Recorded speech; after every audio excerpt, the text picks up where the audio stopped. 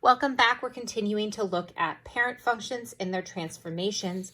In our last video, we did an example of how to transform a parent function using this process in which we are transforming specific ordered pairs.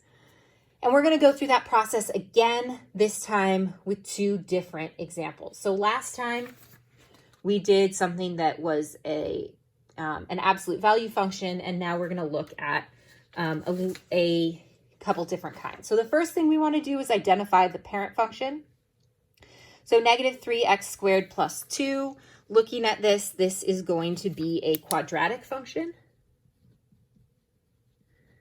So quadratic functions are of the form where our parent function is x squared. So they're kind of U-shaped, and I have these points as my parent function. So if I use points -1, 0, and 1 for my parent function, if I plug -1 in, -1 squared is +1. If I plug 0 in, 0 squared is 0. And if I plug 1 in, 1 squared is 1. So this is x squared for my parent function. Okay, now I'm going to graph this really quickly. So I have 0, 0, 1, 1, and -1, 1, which are the same 3 points as for my absolute value, but this is a little bit more of a U shape. So I'm going to graph it with a curve instead of lines. So this is a curve. This is kind of like a U. Okay, so now let's go through and identify A, H, and K. So A is what is being multiplied by my parent function. So that is -3. H is what's inside the function. So here I just have x squared.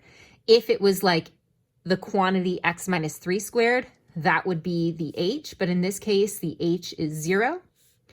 And my k is here, which is 2.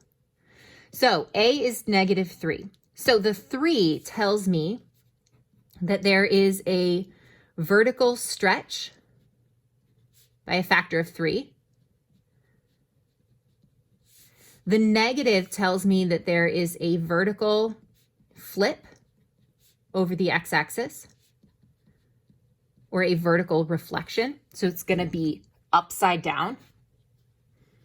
So this is going to be skinny upside down. There is no horizontal shift. And there is a vertical shift up 2 units from here.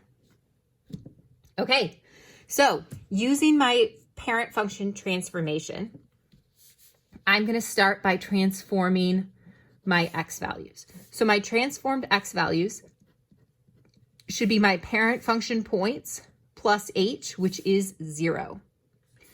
Right? H is 0 plus h plus 0. All right, so they are just -1, 0, and 1. To transform my y points, so I'm taking these y points and transforming them from my parent function over to here. I need to take those y values from my parent function, multiply them by a, and add k. A is -3. So -3 times my y values plus 2. So this is going to be -3 times 1 plus 2 is going to give me -1. -3 times 0 plus 2 is going to give me 2. And -3 times 1 plus 2 is going to give me -1. So I'm going to go to the point -1, -1. I'm going to go to the point 0, 2. And I'm going to go to the point 1, -1. And then I'm going to draw it. This should have kind of curves. It's like a U. And now I'm going to check to make sure that I met these transformations that I expected. So it has a vertical stretch. It's skinnier. It's upside down. It was not shifted left or right, so it's still on the y-axis.